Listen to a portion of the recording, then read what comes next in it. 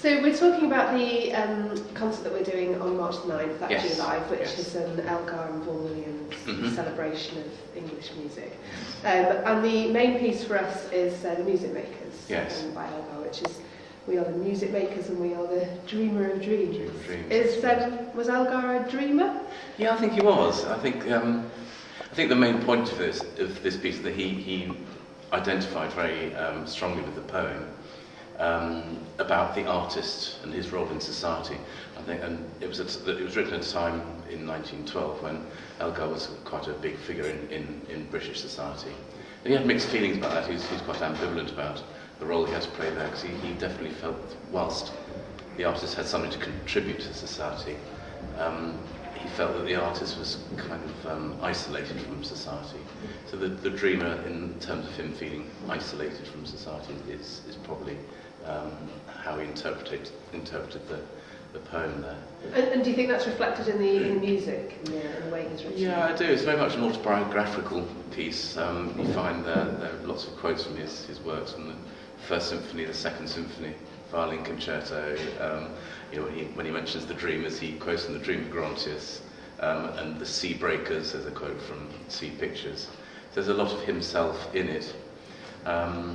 It kind of draws parallels with Richard Strauss, who when he did an autobiographical tone poem in Ein Heldenleben, his was very much the hero, sort of marching through, throwing everything aside, and the hero thing. Whereas, Elgar saw the artist, or the autobiographical element, as something more as a poet rather than a hero.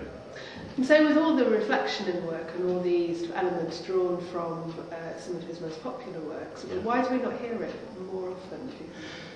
I think probably it's because the music is terrific and it's vintage Elgar. There's nothing wrong with the music at all, but I think that the reason why it hasn't really gained quite the sort of popularity of Grontius, say, or some of the other choral works, is the poem, which is not the greatest poetry, and he's given the poem, I think, life beyond what it probably deserved. And so, of those sort of musical tidbits almost that we get during the work, give us a couple that the audience should really look out for. Well, I think, as I mentioned, the Sea Breakers, which is one of the popular quotes from Sea Pictures, that'll be something that sticks out. And of course, perhaps Elgar's most popular tune, Nimrod, comes in halfway through the piece, so certainly the audience will recognise that one.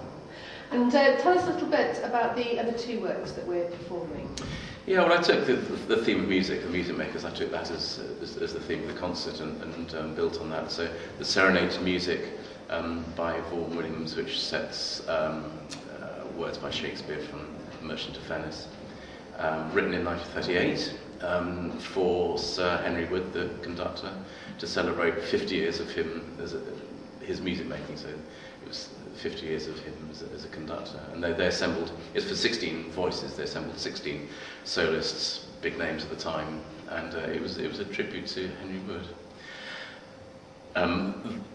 Vaughan Williams after that made a choral arrangement, so this is not the version for soloists, but the choral version, which is something which Vaughan Williams sanctioned. And the Elgar?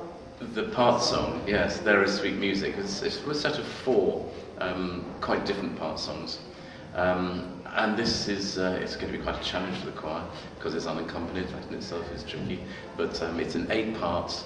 We have the tenors and basses coming in one key, and then superimposed on that, the sopranos, altos who come in just a semitone apart from that. So there's going to be quite a challenge. It'll be quite a challenge for the choir, but a beautiful atmospheric piece. Yes.